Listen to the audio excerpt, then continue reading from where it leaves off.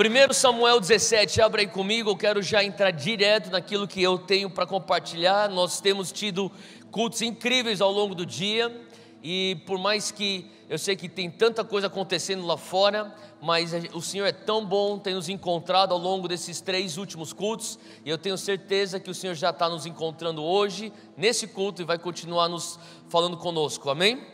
E Deus tem feito coisas incríveis, e daqui a pouco eu vou abrir um pouco mais. Mas antes de eu começar a falar dessas coisas, eu queria entrar em 1 Samuel capítulo 17. Isso aqui é a história que acho que todo mundo conhece. Na verdade é uma história que cristãos e não cristãos já ouviram falar. E é a história de Davi e Golias. Quem aqui já ouviu falar de Davi e Golias? Todo mundo, tá bom.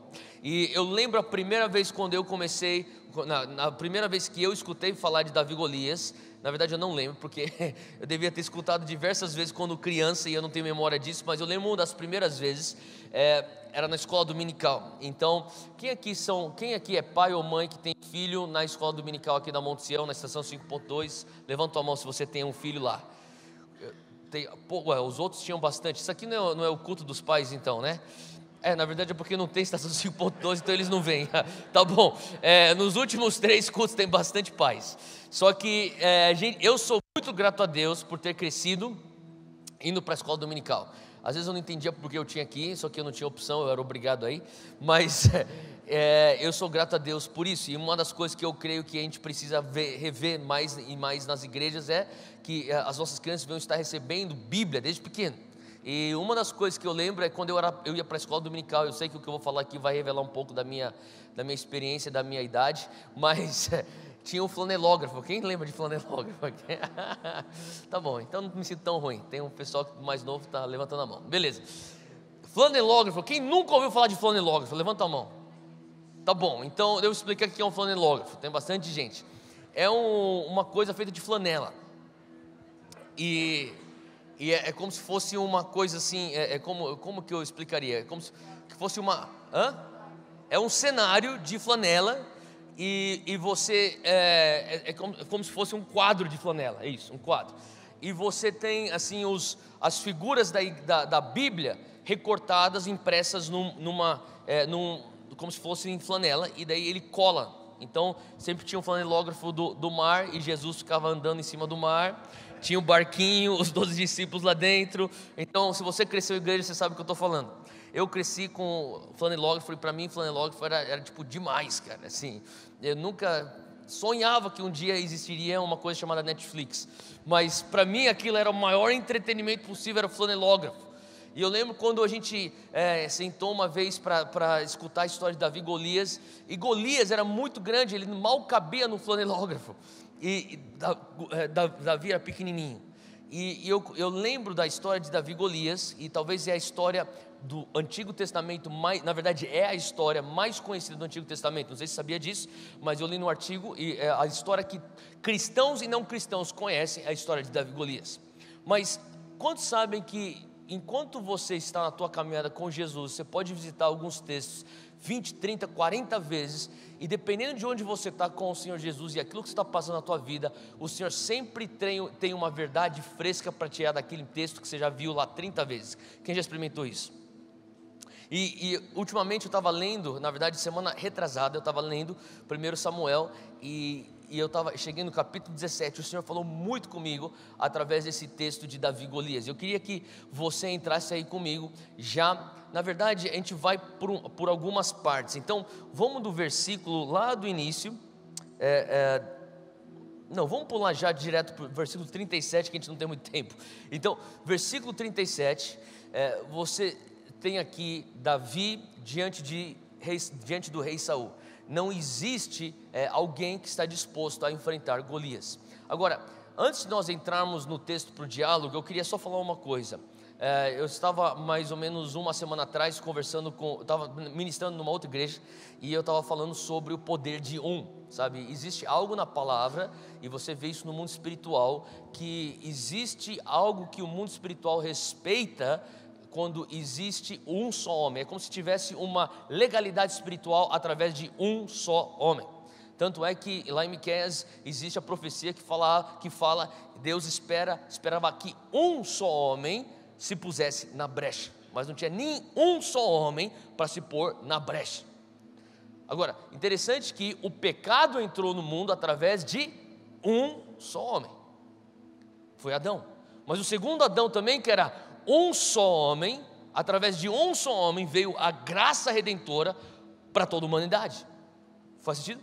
Então, existem diversos lugares na palavra de Deus, e ao longo assim, da história de Deus com a humanidade, que Deus, ou o mundo, não diria nem Deus, porque não é só Deus, o mundo espiritual respeita a legalidade que vem através do posicionamento de um só homem.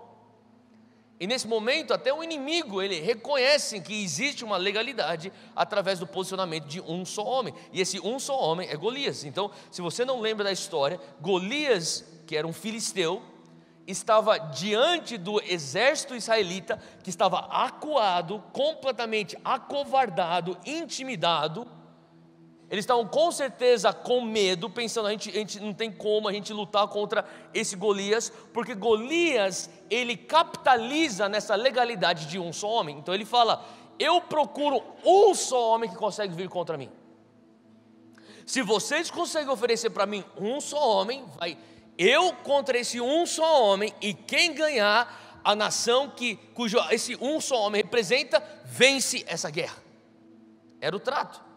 E obviamente você pensaria, mas por que eles aceitariam um desafio como esse? Ele pode ser um cara gigante, mas ele não é 2, não é 3. Se a gente vai com uma meia dúzia de soldados, a gente mata esse cara. Mas existia algo até nas leis marciais deles, que eles respeitavam quando vinha um só guerreiro desafiando um guerreiro do outro exército. E era o que estava acontecendo. E naquele momento, de acordo com as leis que eles tinham de guerra, ele estava falando, eu sou um só homem, eu sou um gigante de 3 metros de altura. Alguns teólogos dizem que ele poderia até alcançar até 3,5 metros de altura. Então imagina o tamanho desse homem, gigante.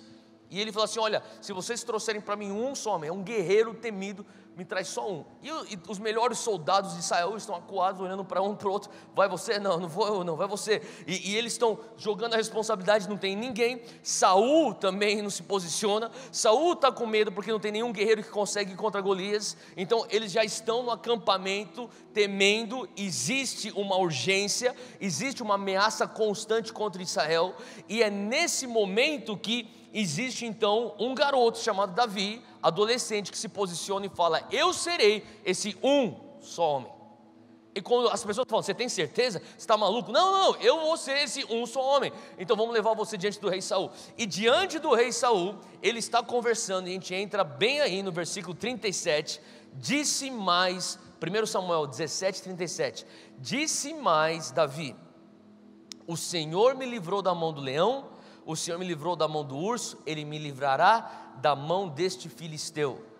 Então disse Saul a Davi, vai-te embora e o Senhor seja contigo. Então aqui, versículo 37 no final, Saul topa, ele não tem outra opção. Ele fala assim, tá bom, então vai você mesmo, Deus é com você, é o que a gente tem, vai você.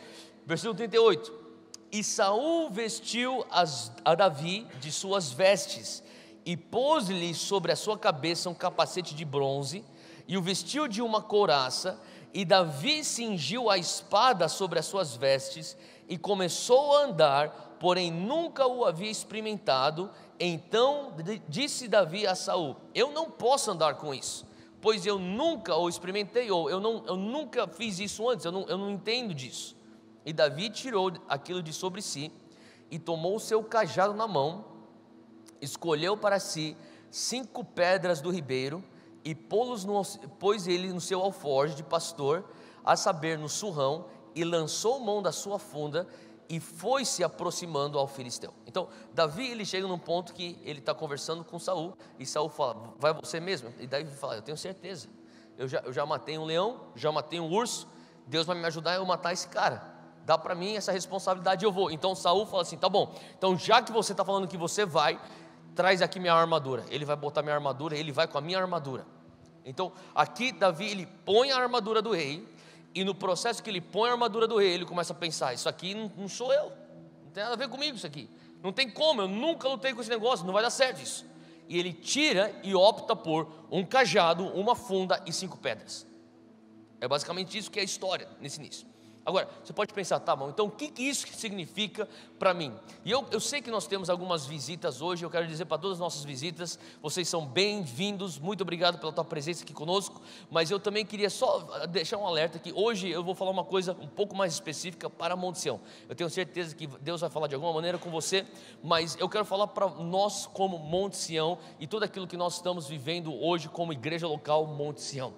Sabe, nós tivemos ontem, ao longo do dia, nós tivemos uma reunião, na verdade foi uma oficina de líderes. Então todo mundo que é líder de área executiva, todo mundo que é líder de ministério, líder de link, de links, todos nós estivemos reunidos aqui, desde as 9 horas da manhã até as 6:30, nós passamos por treinamento, o Senhor nos visitou aqui de uma maneira muito forte, foi muito legal, a gente teve comunhão, e eu sei que o Senhor afinou a visão para nós como líderes aqui da Monte Sião.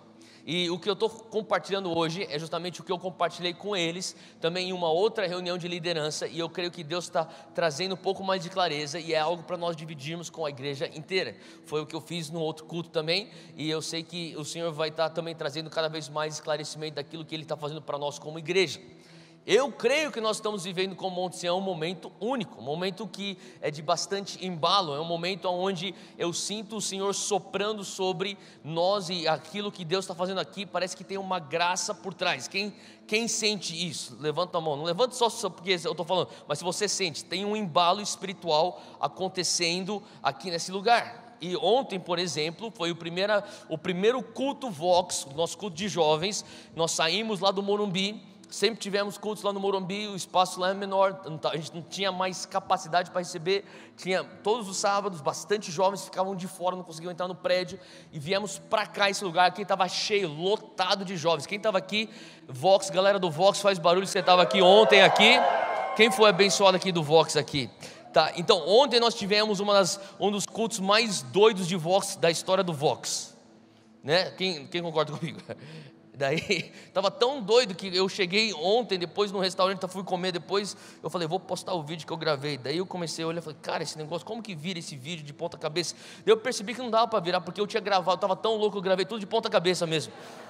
E assim, o Espírito Santo estava palpável aqui, você lembra disso? E eu sei que a gente recebeu já testemunhos de pessoas que foram curadas ontem, pessoas foram libertas de suicídio ontem, pessoas foram libertas de vícios ontem, pessoas voltando para Jesus, pessoas dizendo sim para o chamado missionário em suas vidas.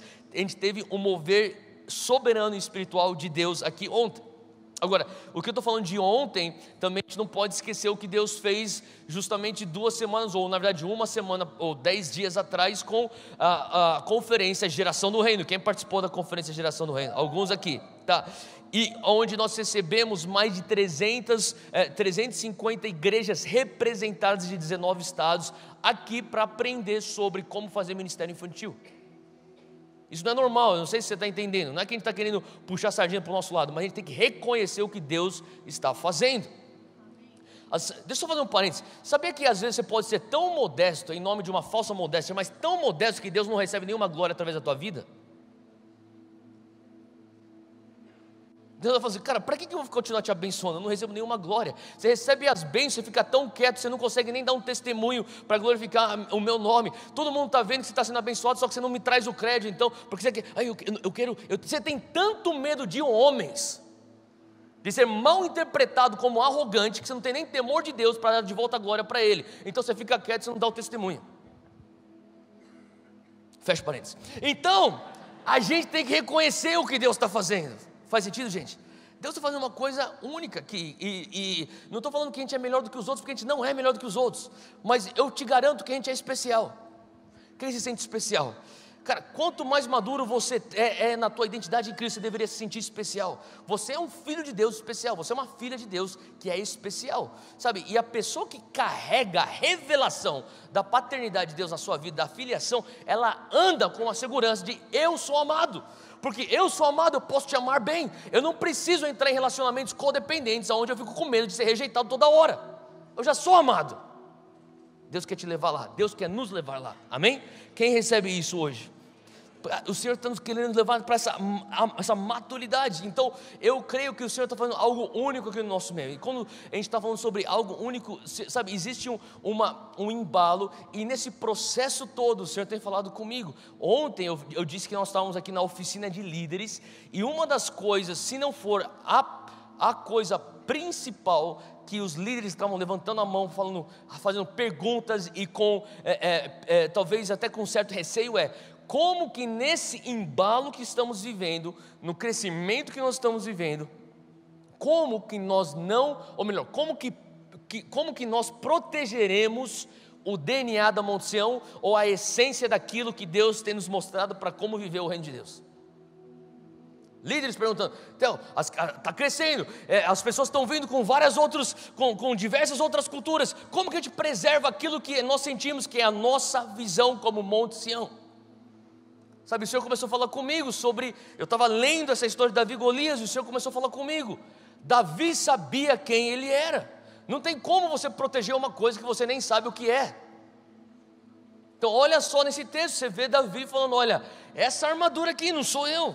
Davi tinha um entendimento, essa aqui eu sei quem eu sou, estou seguro na minha identidade. Agora, entenda que quando Davi está falando isso, ele não está falando diante de qualquer pessoa, ele não está falando isso diante dos seus colegas, olha, eu não sou isso, ele está falando diante do homem mais poderoso e mais influente da nação de Israel, a nação dele, é o rei Saul, e o rei Saul está lá, e rei Saul, eu imagino que ele era uma figura que intimidava, e o rei Saul, ele impunha respeito, e por mais que ele estava omisso quanto a essa questão, ele estava naquela posição como rei, e Saul, ou melhor, Davi reconhecia ele como rei, mas o rei fala, olha, traz a minha couraça, traz a minha espada, traz o meu capacete. Agora, dá uma pausa aqui, e se você tem memória bíblica, volta para quando Samuel estava procurando um rei para ungir. Quando Samuel unge Saul, um dos textos, ou melhor, o texto diz que Saul era mais alto que todos. Você lembra esse texto? Todo mundo de Israel batia aos ombros de Saul. Então, a couraça de Saul deveria ser grande também. Não é tão grande quanto a de Golias, mas era grande.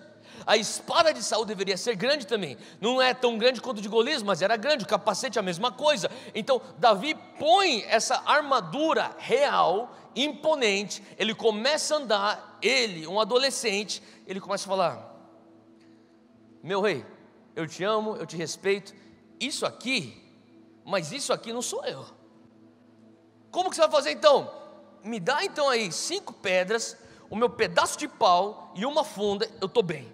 Eu sei quem eu sou. Fala comigo, identidade. Davi tinha identidade. Agora, vamos aplicar isso para o nosso contexto agora como Monte Sião.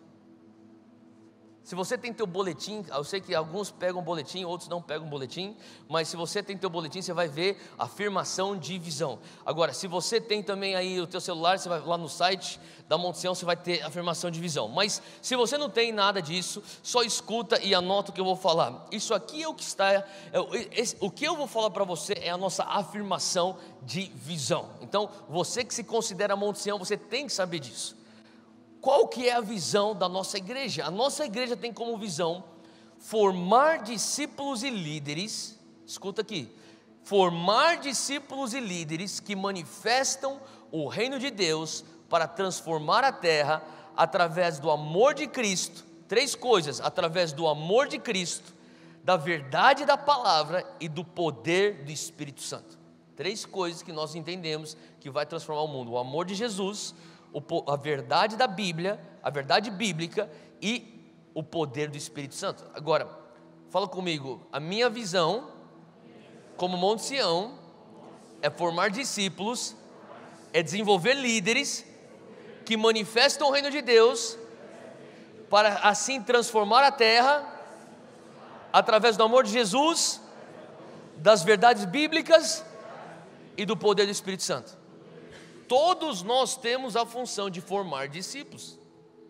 Agora, você entende que, sabe, quando a gente fala sobre formar discípulos, quer dizer que o discípulo não vem pronto, sim ou não? Faz sentido? Então significa que todo mundo está num processo.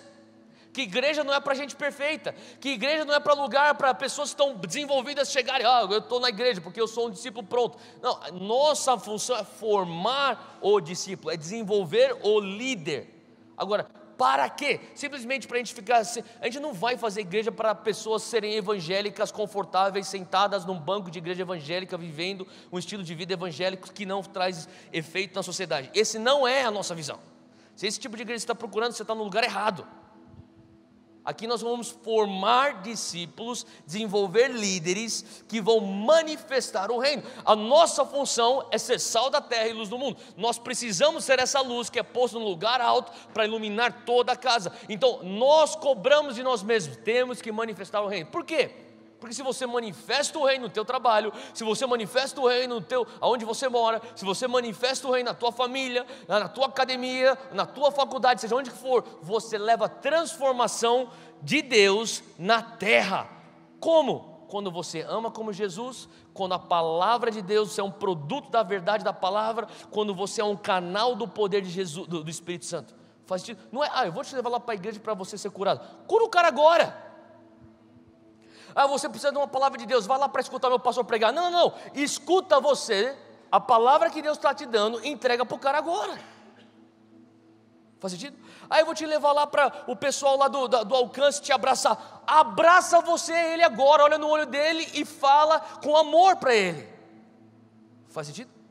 É isso que Deus está nos chamando para fazer com o Monte Sião. Então não tem como a gente falar assim, sabe, a gente vai ser igreja, a igreja está crescendo, que legal, as coisas estão dando certo. Não, a gente tem que voltar, sabe, a nossa métrica de sucesso não é quantos cultos nós temos, quantas cadeiras estão preenchidas, sabe, isso é bom, isso é um resultado, mas isso não é o objetivo. O nosso objetivo é, Pai, será que nós estamos formando discípulos? Será que nós estamos desenvolvendo líderes? Que tipo de discípulos e líderes? Que vão manifestar o reino, levar transformação para dentro da esfera da religião, para dentro da esfera da família, para dentro da esfera da educação, para dentro da esfera da comunicação e das mídias, da imprensa e do jornalismo, para dentro da esfera da economia e do business, para dentro da esfera da política e do governo e para dentro das esferas das artes e entretenimento.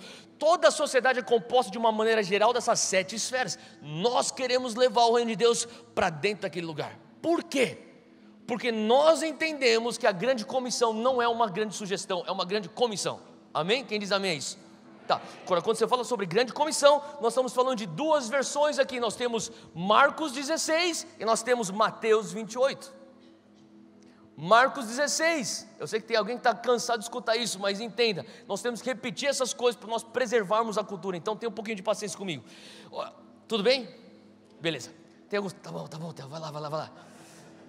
Ele já sabe até o que eu vou falar. Mas Marcos 16, existe uma ênfase: fazei discípulos de todas as pessoas. Mateus 28 fala: fazer discípulos de todas as nações. Tá, então deixa eu falar uma coisa, é a mesma verdade, 2 ênfases diferentes. Uma coisa é você fazer discípulo de todas as pessoas, outra coisa é você fazer discípulo de todas as nações. São coisas diferentes. E o Senhor está falando para nós, sabe, nós temos tido êxito como igreja evangélica brasileira em fazer discípulo de todas as pessoas. Se você perguntar para a população brasileira, mais ou menos você vai encontrar 60 milhões de brasileiros dizendo: eu sou da fé evangélica. Agora, a gente tem que fazer a matemática. Como que 60 milhões de evangélicos não conseguem dar um jeito num país de 200 milhões de habitantes? Se é que a gente acredita na verdade que transforma o mundo. Então o Senhor está falando, não é só, sabe, os lugares numerosos. Eu estava a semana passada lá na África do Sul, eu conversava com um jovem que Deus está levantando como talvez os maiores evangelistas do nosso tempo, Daniel Kolenda. Ele sozinho, 34 anos de idade, na África, nas suas cruzadas de milhões. Ele herdou o ministério de Reinhard Bonnke, aquele alemão avivalista que muitos talvez já escutaram falar. Esse jovem, 34 anos, só através das cruzadas que ele já coordenou, não Reinhard Bonnke, ele mesmo, 22 milhões de decisões para Jesus, até agora. Ele falou assim, sabe uma coisa que é triste, que a gente precisa ver uma mudança na nossa geração? Eu falei, qual que é? Eu vejo tantas conversões, e nos países que eu vejo mais conversões são os países que estão sofrendo mais injustiça social. São os países que estão nas situações mais, sabe, as mais precárias possíveis, de saneamento básico, de a criminalidade. Então, o que ele está querendo dizer? Não é só você converter a alma humana, nós precisamos entender como que você converte um sistema social, como que você converte o Brasil a tal ponto que a nossa educação, nosso sistema de educação carrega princípios do reino de Deus, até que ponto, como que a gente converte um sistema social a tal ponto que a nossa economia reflete os valores do reino de Deus. Faz sentido? Você vê hoje, depois de 500 anos de reforma, uma influência direta dos reformadores nas sociedades onde eles começaram a trazer a reforma protestante. A Alemanha, Suíça, os países na Escandinávia são diretamente impactados por reformadores da reforma protestante, onde eles tiveram a ênfase de falar assim: não é algo que nós vamos manter só dentro das quatro paredes da igreja, a gente tem que levar a verdade do reino de Deus para dentro da educação, para dentro da economia, para dentro do sistema da família. Nós precisamos levar os valores do reino de Deus para dentro da comunicação, nós temos que levar os valores do reino de Deus para a sociedade. Então hoje nós entendemos que o Brasil precisa ainda ser discipulado, existem diversas nações que precisam ser discipuladas, e nós entendemos que o Senhor está levantando Monte Sião com essa característica de ser uma das igrejas que Deus está levantando para discipular nações. Faz sentido? Quantos dizem amém para isso? Se você não sabia que a gente estava fazendo isso, agora você está sabendo. É isso que a gente está fazendo? Sim, nós estamos buscando discipular nações, então tem a ver com o nosso DNA. E sabe, aqui eu queria só falar isso porque é importante você entender que, sabe, Davi, ele está num lugar onde ele fala: olha, eu sei quem eu sou e para aquilo que eu sou chamado para fazer. Sabe, Davi, ele entende: olha, eu sei que nesse momento você está tentando pôr coisas em cima de mim, mas eu não sou isso. Com todo respeito, eu não sou isso. Então a gente começa a falar, a igreja Monte Sião está crescendo, então todo mundo pensa, então a gente tem que ter um processo de crescimento que vai ser igual às outras igrejas. Então passo 1, passo 2, passo 3, tem todo um roteirinho de igreja evangélica. Quando começa a crescer tem que seguir. A gente fala, que bom que deu certo para outras pessoas, nós não somos isso, nós sabemos quem nós somos. Faz sentido?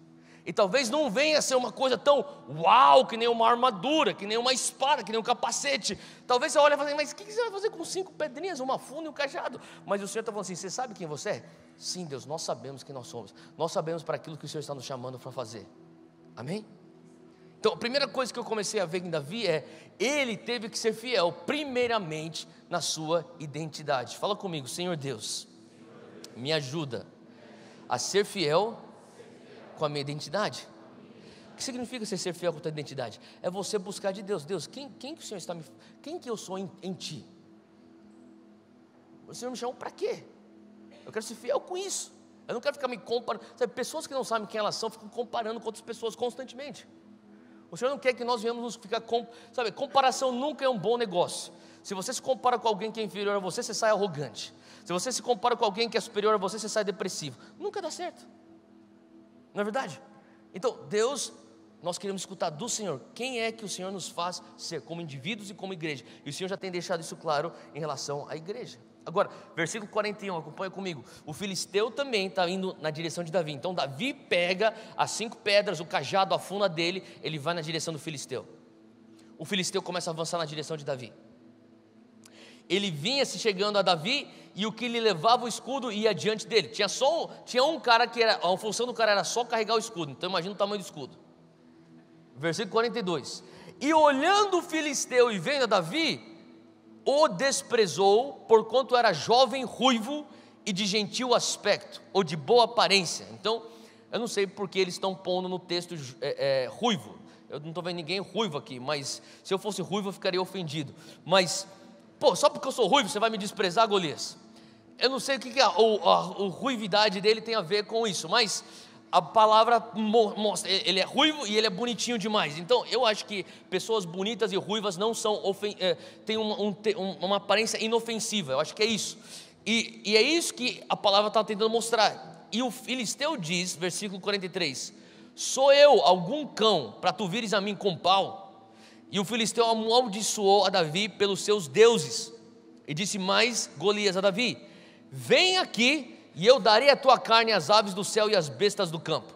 Então, entenda que isso aqui não é uma menininha ou um garotinho falando isso. Isso aqui é um gigante, guerreiro, que já matou muita gente, falando para você: cara, eu vou arrancar a tua carne para dar para as aves do campo, para os urubus, vão comer você hoje. Quem ficaria intimidado? Seja sincero. Assim, que você pensa que eu sou um cachorro? Você está maluco, menino? Vem cá que eu vou arrancar tua carne aqui e os urubus vão comer você hoje. Era isso que ele está falando. Agora, você pensaria, cara, Davi, faz alguma coisa, joga nele. Não, Davi vai tirar onda. Versículo 45. Davi, porém, disse ao filisteu: tu vens a mim com a espada e com o lance e com o escudo, porém eu vou a ti em nome do Senhor dos exércitos, o Deus dos exércitos de Israel, a quem tens afrontado. Olha 46. Hoje mesmo o Senhor te entregará na minha mão, eu te ferirei e eu te tirarei a cabeça, e os corpos dos arraiais dos filisteus darei hoje mesmo às aves dos céus e às bestas da terra, e toda a terra saberá que há Deus em Israel, e saberá toda essa congregação que o Senhor salva, não com espada nem com lança, porque do Senhor é a guerra e Ele vos entregará nas nossas mãos. Então Davi também não fica quieto. Então eu falei, sabe, quem aqui lembra daquele lutador Conor McGregor? Quem lembra do Conor McGregor? Tá.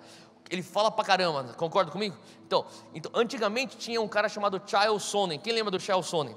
O pessoal fala, não, esse cara fala. Todo mundo achava que esse cara falava, até quando o McGregor abria a boca. Não, esse cara fala pra caramba.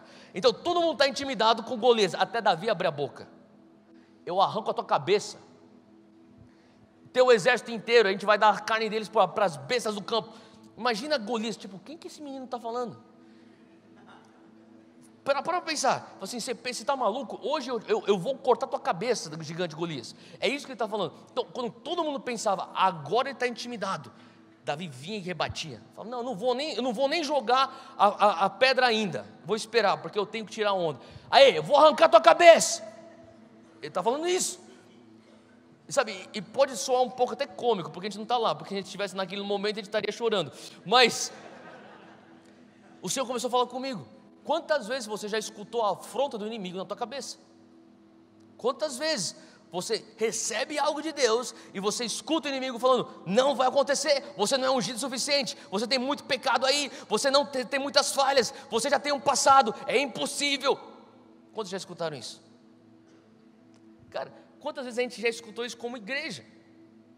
E não estou falando que vem de outras igrejas, que não é isso que eu estou falando. Às vezes vem de nós mesmos, mas quem somos nós? Nós estamos falando que nós vamos discipular nações, através do amor de Cristo, verdade da palavra, poder do Espírito Santo. Quem somos nós? E sabe, muitas vezes o inimigo vai tentar nos calar, nos intimidando, mas a postura de Davi é, não, eu vou contra você, eu vou te matar. Sabe, eu creio, sabe, que tem momentos na tua vida que você fica debaixo de tanto bombardeio do inimigo, que você tem que entrar no teu quarto, você tem que começar a orar, botar um louvor, você tem que fechar a tua porta e você tem que abrir tua boca e começar a falar para ele o que você vai fazer. Você tem que saber fazer guerra no teu lugar secreto. Faz sentido? Antes de Davi começar a lançar e pegar uma pedra e fazer guerra no físico, ele faz no espírito. Mas como assim no espírito? Ele está só xingando o cara. Não é que ele está xingando o cara, ele está fazendo proclamações e declarações. E você tem que entender uma coisa, Monteção, entenda uma coisa: nada no reino de Deus acontece antes de haver declarações. Aquilo que você está vivendo hoje no físico é resultado direto daquilo que você declarou no espírito. Gênesis 1, versículo 2, dizia que a terra era sem forma e vazia, e o Espírito de Deus o quê? Pairava. O que quer dizer isso? Ele estava assim, ó, pairava sobre a superfície da terra, e Deus vai falar, haja luz, e houve luz. Tudo, sabe, eu fico pensando, Deus, por que o Senhor não criou a terra com suas mãos? Deus cria a terra com suas palavras.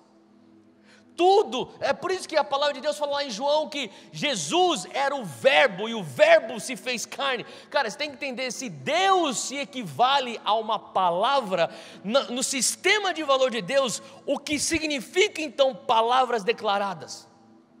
São armas. O próprio Provérbios fala, assim como o homem pensa, assim ele é. Na ponta da sua língua existe o poder da vida e da morte. Então toma cuidado com o que você fala, mas ao mesmo tempo não só tome cuidado, utilize as suas palavras para fazer guerra.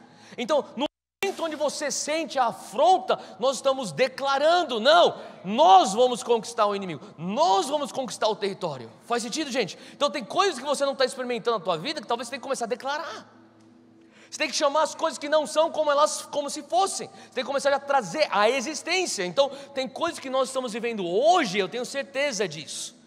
Absoluto. Eu estava conversando com alguns líderes ontem mesmo, falando assim: olha, a gente está entrando, nós estamos andando em certo favor de Deus, em certa graça de Deus, que eu lembro há 4 anos atrás, a gente chamava a existência. Você tem que começar a chamar a existência.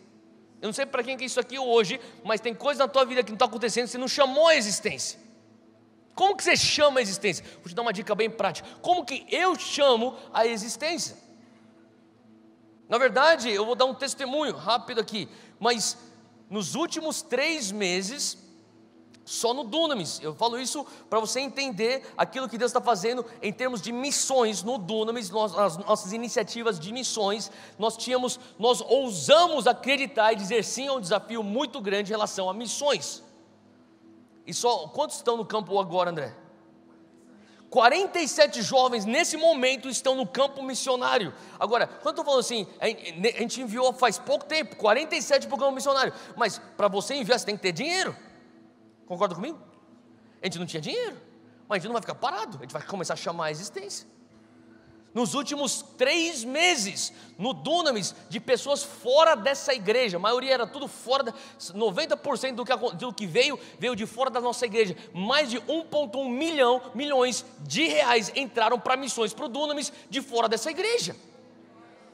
De pessoas que estão seguindo a gente pela internet, que ouviram falar, que uma pessoa falou para uma pessoa, falou para outra pessoa, falou: olha, tem gente lá a maioria disso veio de um cara X lá da Austrália, do outro lado do mundo, falou: olha, eu sei que Deus está fazendo aí, eu quero botar aí, eu vou bancar, não sei para quantas pessoas, dezenas de jovens, ele falou: eu banco, eles todos vão, equivalente a centenas de milhares de dólares, vai todo mundo aí, pode ir que eu estou depositando, vocês estão indo para o campo. Cara, glorifica a Deus.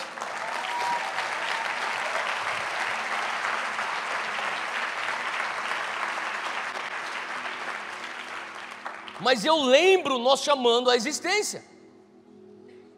Nós estamos chamando: Pai, traz os milhões, traz a provisão, abre o caminho, primeiro tem que chamar os jovens para ser treinados, que não tinha. Pai, traz os jovens que vão ser treinados. Daí eles estão aqui, tá bom, agora a gente precisa alimentar os caras. Pai, traz a comida para eles. Agora tem que enviar os caras. Pai, traz o dinheiro da passagem para eles. Você tem que chamar a existência. Como é que você chama a existência, Theo? É bem simples, eu me tranco no meu quarto, eu boto um louvor, eu boto uma adoração, eu começo a orar, eu começo a sentir a presença de Deus, e de repente eu começo a sentir que o Espírito Santo de Deus, assim como pairava sobre a terra sem forma e vazia, está pairando sobre o meu quarto.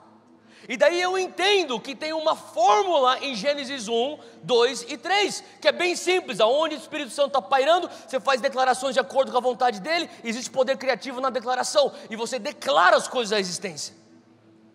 Você não está vivendo isso porque você não tem que declarar, uma coisa mais loucura. Então, ou você vai ficar na tua sanidade, na tua escassez, ou você escolhe viver a loucura do Espírito na abundância. Você tem escolha. Está muito preocupado com as pessoas. Mas se minha mãe passa aqui e me vê aqui declarando as coisas no meu quarto, ela pensa que eu estou louca. Pô, sério que o teu destino está reduzido à opinião da tua mãe em você, se você está louco ou não, declarando coisas no teu quarto com louvor? Pelo amor de Deus, cara, você tem que se livrar um pouquinho do teu temor dos homens.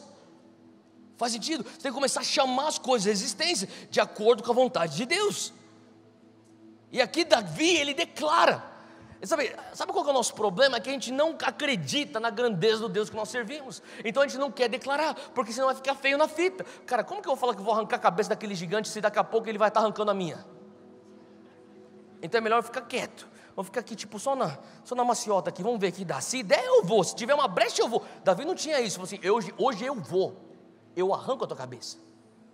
Ele se põe na zona de risco, ele põe o pé para fora do barco, ele fala assim: olha, não tem como eu voltar mais para trás, eu já dei minha palavra, eu vou te matar hoje. Essa atitude agrada a Deus, é essa atitude que Deus fala: cara, quando sair aquela pedrinha da tua funda, eu vou botar um turbo naquela pedrinha, na direção da testa daquele gigante, vai fincar no crânio dele, você vai matar esse cara porque eu gostei da tua atitude, Davi, você declarou a existência e a morte desse cara. Faz sentido? Só que a gente quer jogar tudo seguro. A gente quer, sabe, Deus Para pensar, os homens de Deus que ele já usou na história da Bíblia e na história da igreja, ninguém jogou segura. Você não vai mudar o teu mundo jogando na tua zona de conforto. Você vai precisar dar um passo para da sua zona de conforto. Davi está constantemente puxando a linha da zona de conforto, falando assim, não, vamos um pouco mais, vamos um pouquinho mais, vamos um pouquinho mais. E quando ele chega e fala assim, tá bom, agora eu te mato. Daí Israel está tipo, agora não tem como ele voltar para trás. Agora não tem como ele voltar para trás. E Davi está, ele, diante do Golias, ele não se intimida. Eu falei, número 1, identidade. Segundo ponto é, você tem que encarar aquilo que está te intimidando. Seja o que for, hoje eu não sei o que está te intimidando, de te segurar da visão que Deus te deu. Está na hora de você, nessa semana, se trancar no teu quarto, faz um jejum, se tranca no teu quarto, começa a orar em línguas, bota um louvor lá, põe Altamont Music, vai lá no Spotify, e você começa a orar, o Espírito Santo vai pairar no teu quarto, e declara, velho, pega a Bíblia, começa a achar as promessas de Deus na tua própria Bíblia, e declara, abre a boca, declara.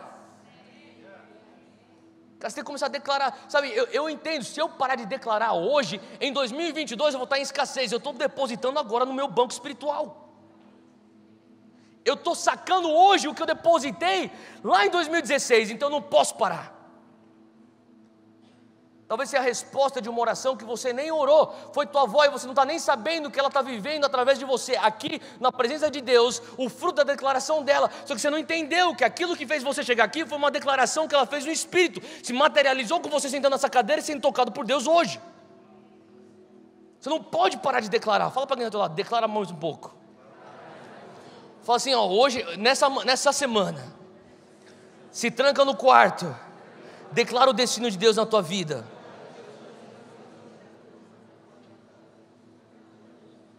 Abre comigo em Zacarias 4. Zacarias 4, versículo 6. É o tema da nossa igreja, é o nosso slogan. A palavra que você está vendo aí, até na tela.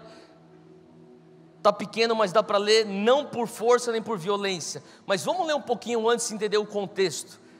O profeta Zacarias, ele tem uma visão. Ele está para entregar essa visão para o rei do povo de Israel, o povo de Deus. E esse rei, o líder se chama Zorobabel, e Zorobabel está numa situação extremamente adversa. Zorobabel está inseguro, Zorobabel precisa de uma palavra profética, Zorobabel precisa de uma direção, e daí o Senhor vem com uma visão, e o Senhor fala para Zacarias, versículo 6, esta é a palavra do Senhor para Zorobabel. Qual que é a palavra de Deus para Zorobabel? Não por força, nem por violência, mas pelo meu Espírito, diz o Senhor. Fala para quem está ao teu lado, você vai chegar lá, não pela tua força, não por violência, mas pelo mover do Espírito na tua vida. Fala assim, ó, a porta que ele abre, nenhum homem fecha, a porta que ele fecha, nenhum homem abre. Versículo 7, continua comigo, acompanha aí, diz assim, quem você pensa que é, ó montanha majestosa? Diante de Zorobabel você se tornará uma planície. Ele colocará a pedra principal aos gritos de graça, graça. O que o Senhor está falando para Zacarias? Avisa Zorobabel que essa montanha majestosa, esse impedimento gigantesco, esse obstáculo que te intimida, esse Golias que te afronta, quem que ele pensa que é diante de você, Zorobabel? Isso é Deus falando para Zorobabel. Isso aí vai se tornar uma planície. Eu vou derrubar esse gigante, eu vou derrubar esse muro. Mas não é pela tua força e nem pela tua violência, através dos gritos de graça, graça. A gente tem que começar a reconhecer. Então eu falei, você tem que saber quem você é. Número 2, você tem que bater de frente com aquilo que está te intimidando. Número 3, você tem que conhecer a tua graça. Você tem que reconhecer a tua graça. Aonde você vai chegar pela graça, sabe? Tem gente que está forçando o teu destino, está forçando para chegar lá. Não força na força do teu braço. O que é teu, é teu. Eu sei que todo mundo foi muito tocado por esse casamento real que teve aí, né? Especialmente as meninas. O que é meu é meu. Tipo, cara, acho que todos os príncipes já casaram, mas enfim, beleza, o que é teu é teu. Mas é legal, cara, o fato que aquela menina estava lá no Palácio de Buckingham tirando foto como turista aos 15 anos de idade, depois ela está lá casando com o príncipe. Ela pode dizer o que é meu, mas sabe, a boa notícia é que O que é teu no espírito também. Aquilo que Deus tem separado para você é teu, contanto que você esteja no centro da perfeita vontade de Deus, é teu. E sabe, o Senhor está falando, olha, você não vai chegar lá por força ou por violência. O que significa força e violência? Significa todas as portas que você força para abrir. Eu entendi uma coisa, porque eu era muito ansioso para viver o meu chamado, e o Senhor começou a falar comigo, através do Dr. Kingsley Fletcher, que vocês conhecem, meu pai na fé. Eu lembro uma vez, ele me via tão ansioso, tinha 24 anos de idade, ele me sentou e falou, senta aqui, o que Deus tem reservado para você é teu, para de gastar tua energia à toa, tentando abrir portas. Eu queria sempre manipular uma situação para poder viver o meu destino, meu propósito, cumprir minhas palavras. Sabe quando você está querendo ajudar Deus a cumprir as profecias que já recebeu? Tipo, cara, Deus não precisa de ajuda. Você está tão ansioso, Deus, eu preciso viver aquilo. E Deus falou assim, calma, relaxa, o que é teu é teu. E o meu pai na fé falava assim para mim, olha, relaxa, o que é teu, você está gastando energia em abrir portas.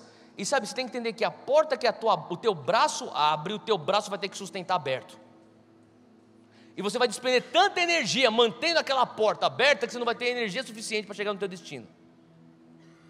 Hoje é um bom dia para fazer essa analogia. Deus pôs, ele botou dentro do teu tanque o combustível exato, até o último milímetro, ou mililitro, para você chegar no teu destino. Só que você está na estrada e Deus fala assim para você, pega essa reta aqui e vai embora. Vai indo. Você vai chegar lá, você está com o teu combustível lá, você está andando, você está dirigindo, e daí alguém fala para você, a tua ansiedade, pega esse atalho aqui, você chega mais rápido, pega nesse desvio aqui, daí você chega lá para dentro daquela cidadezinha lá, tem uma rotatória, pega a direita, pega a segunda esquerda, e você fala, será que eu faço isso? E Deus está falando, se você quiser fazer isso na força do teu braço, você até chega lá, só que você começa a fazer as coisas, só que a porta que você abre, você vai ter que manter ela aberta, e você não tem a energia necessária ou suficiente para manter todas as portas que você manipulou para estarem abertas, e mesmo assim chegar no teu destino. Então você toma uma escolha hoje, faz uma escolha, ou eu vou me submeter ao teu processo e entender a graça que o Senhor está fazendo na minha vida, ou eu vou fazer por força ou por violência. Sabe, Randy Clark, ele falava assim para mim, Theo, você está cheio de ideias, só que você tem que perguntar, Deus, o que é que o Senhor está abençoando? Porque vai ser muito mais divertido, vai ser muito menos estressante você viver o teu ministério simplesmente entrando naquilo que Deus está abençoando, do que você fazer aquela coisa e falar assim, Deus abençoa isso aqui, eu estou fazendo esse negócio. Não, o que Deus está abençoando? Onde você vê a graça de Deus? Davi entendia, eu tenho uma graça aqui. A minha graça é o quê? Com 5 pedras e uma funda. Pode ser uma coisa muito não convencional que as pessoas estão pensando quando se diz respeito à guerra, mas isso aqui é o que dá certo para mim. Reconheça a tua graça, amém? Como Monte Sião nós temos uma graça. Você tem que começar a olhar e falar assim, Deus, o que o Senhor está abençoando aqui? Cara, não é normal você ter 350 pastores vindo de 350 igrejas falando, ensina-nos a fazer ministério infantil. Não é normal, você tem que reconhecer, Deus, mas eu queria ter um ministério de dança animal.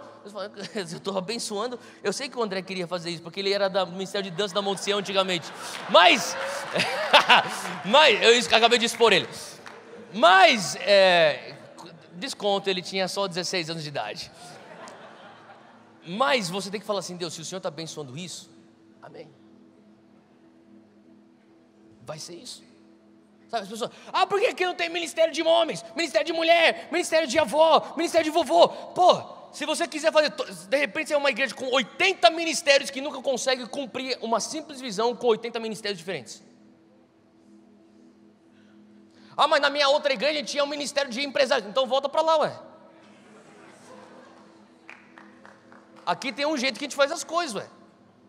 Você não muda para um país que nem, você vai lá para o Japão e fala, aqui você tem que começar a servir arroz e feijão. Não, aqui a gente come peixe cru, velho. Você não vai mudar uma cultura de uma nação, você se adequa àquilo. Faz sentido? O que é que Deus está soprando aqui? Cara, a gente quer entrar dentro disso. Eu nunca me vi um dia falando sobre ministério infantil. Eu até não falo, eu fico falando, eu tenho que comemorar ministério infantil. Agora que eu tenho filho, eu estou um pouco mais feliz. Realmente, eu vejo valor nisso. Cara, mas Deus, de todos os ministérios, o Senhor queria abençoar o ministério infantil aqui, o ministério de louvor. Eu não sou músico, Deus, onde que eu vou entrar aqui para brilhar, Deus? Eu não sei tocar, mas Deus está fazendo alguma coisa com isso. Faz sentido?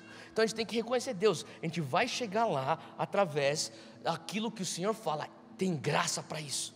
Você vai derrubar a montanha majestosa que é uma afronta para você. Você vai derrubar aquela fortaleza, aquele Golias. Não através de uma coisa que é a força do meu braço. É aquilo que Deus está usando para abençoar a tua vida. Aquilo que Deus está usando para abençoar vidas através de você. Você começa a reconhecer. Tem algumas pessoas, eu queria ter o dom disso. Eu tive que falar para um outro jovem outro dia, cara, você nunca vai pregar bem.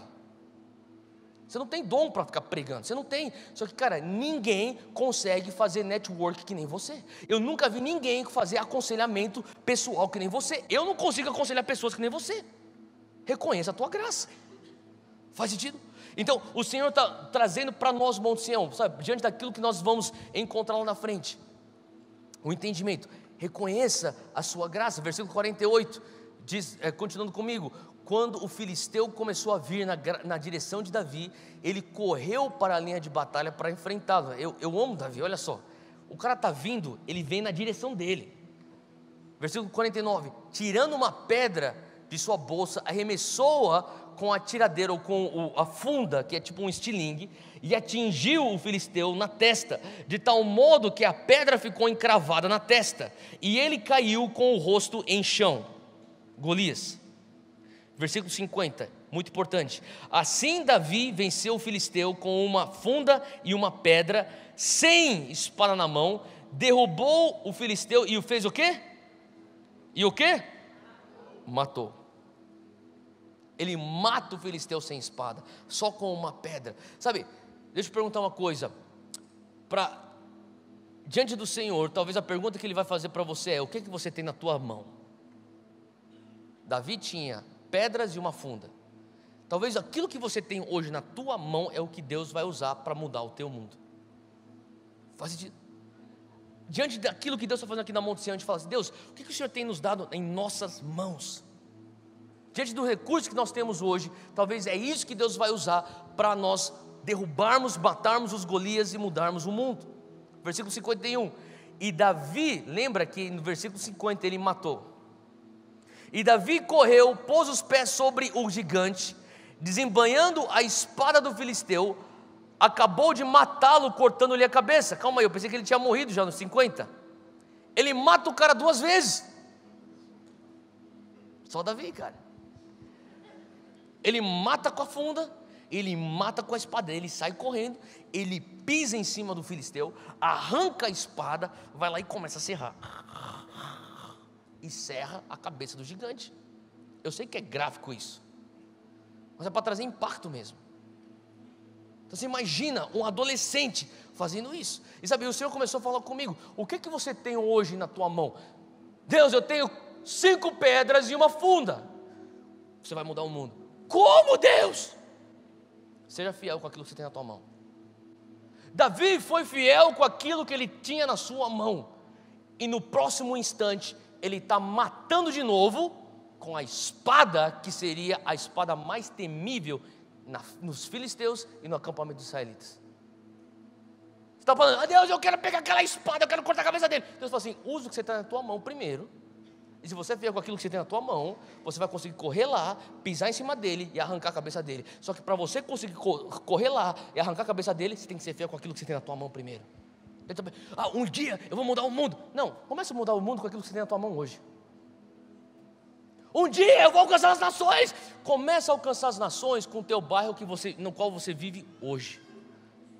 Um dia eu vou evangelizar muitas pessoas. Começa a evangelizar e discipular o link que você tem hoje. O que você tem na tua mão hoje? Davi tinha 5 pedras e uma funda hoje. Segundos depois, ele tem a maior espada, a espada mais temível na sua mão, arrancando a cabeça do maior opositor de Israel. Agora, para pensar, olha a mentalidade de Davi. E é nesse momento que eu creio que nós estamos como Monte Sião. Na verdade, vamos ler o texto, depois eu explico. Olha só, versículo 51. Davi correu, pôs o pé sobre ele, tirou a espada do Golias, acabou de matá-lo, cortando a cabeça dele. Quando os filisteus viram que o seu guerreiro estava morto, os filisteus recuaram e fugiram. Agora você tem que lembrar que Israel está recuado, Israel está intimidado, Israel está acuado, os filisteus estão otimistas, os filisteus estão afrontando, os filisteus estão falando: a gente vem aqui que a gente vai te matar, que a gente está com Golias. De repente o jogo vira. Versículo 52: então os homens de Israel e de Judá deram o grito de guerra, perseguiram os filisteus até a entrada de Gate, até as portas de Ecrom. Cadáveres de filisteus ficaram espalhados ao longo da estrada de Saaraim até Gate Ecrom. E quando os israelitas voltaram da perseguição aos filisteus, então agora eles estão perseguindo os filisteus, eles estão matando, eles estão jogando os cadáveres pela cidade, porque não tem nem onde pôr mais cadáver, porque eles estão matando tanto filisteu. Quando os israelitas voltaram da perseguição dos filisteus, levaram tudo que havia no acampamento deles, eles saquearam os acampamentos deles. Davi, então, o que ele faz? Ele pega a cabeça dos filisteus, levou para Jerusalém e guardou as armas dos filisteus em sua própria tenda. Agora, se você for ver, para o que você está fazendo, vai para o versículo 18 desse mesmo capítulo, 17, 18, diz assim, isso aqui é o pai de Davi, falando com Davi. E o pai de Davi tem 3 filhos na guerra. Os 3 irmãos mais velhos de Davi estão na guerra. O pai de Davi está preocupado. Então ele envia Davi com pão, com queijo, com leite. Fala assim, ó, vai para lá. E olha, depois que ele fala assim, ó, versículo 18. Leve também esses 10, 17 e 18. Leve também esses 10 queijos ao comandante da unidade deles. Veja como estão seus irmãos e traga-me alguma garantia de que estão bem. Quem tem essa palavra garantia no teu texto? Tem uns que tem penhor, sim? Quem tem penhor no teu texto? Tá bom. Então, o que ele está falando assim? Olha, o pai de Davi está falando assim, olha, eu preciso de uma garantia que os meus filhos vão viver. Eu preciso saber, eles estão acuados, eles estão para ser mortos. Davi, vai lá, leva esses alimentos para eles e traz para mim uma garantia que eles vão viver. Agora, volta para o último versículo que nós lemos, lá no versículo 54. Davi pegou a cabeça do filisteu, levou para Jerusalém, guardou as armas do filisteu em sua própria tenda. Sabe, eu fico imaginando Davi pegando aquela cabeça. Imagina, um homem que tem 3 metros de altura, que é o tamanho da cabeça dele? Ele pega aquela cabeça pelo cabelo e vem, arrastando até Jerusalém. Uma cena muito gangster. O cara vai, ele chega na casa dele e levanta assim, ó, pai, meus irmãos estão bem.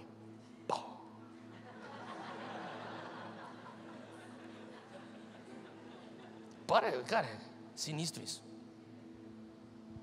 E eu fiquei pensando, sabe, muitos de nós ficaremos tão contentes só com o fato que a pedra está cravada na testa do gigante e o gigante caiu. Tô salvo. Matei, galera, fiz o que eu tinha que fazer, valeu, fui. Não, Davi está pensando, minha nação. Davi está pensando, meu exército. Davi está pensando, meus irmãos. Davi está pensando, meu pai. Davi está pensando, meu rei. Davi está pensando, cara, nesse momento está todo mundo acuado. A única maneira de eu reverter isso, ele sai correndo e ele fala, tem algo simbólico nisso. Ele arranca a espada e corta a cabeça. E quando ele levanta, tem algo que é um shift no espírito. O medo que estava no acampamento de Israel vai para o acampamento dos filisteus. A falta de fé que não tinha em Israel sobe a fé nos israelitas. Eles começam a perseguir os filisteus. Eles ganham a batalha. Até a funda, a vitória era pessoal. Até o corte da cabeça, a vitória é nacional. E o Senhor começou a falar comigo sobre isso. O que é que você vai se contentar? Com a vitória pessoal de você cravar a tua pedra na testa do filisteu? Ou você está preocupado aí? Cadê a minha nação? Cadê a minha família? Cadê os meus amigos? Cadê os meus povos que estão hoje acuados? Será que se nós cortarmos a cabeça do gigante, isso será suficiente para fazer uma transação no mundo espiritual? Que aonde existia a falta de fé, agora tem fé. Aonde existia medo, o medo é eliminado. Faz sentido? O que significa isso para Monte Sião? Significa que está muito confortável para a gente aqui.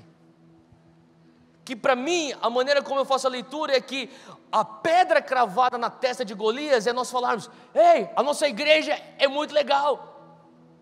A nossa igreja está confortável, a nossa igreja está crescendo, a nossa igreja vê conversões, a nossa igreja está, os links estão se multiplicando. Que legal, que legal. Pô, a gente vive aqui em São Paulo, a gente tem a nossa correria, às vezes no final da semana é um oásis nós virmos aqui para Monte Sião. Ou meu filho está num ministério infantil muito legal, ou meu filho está no ministério de adolescentes legal.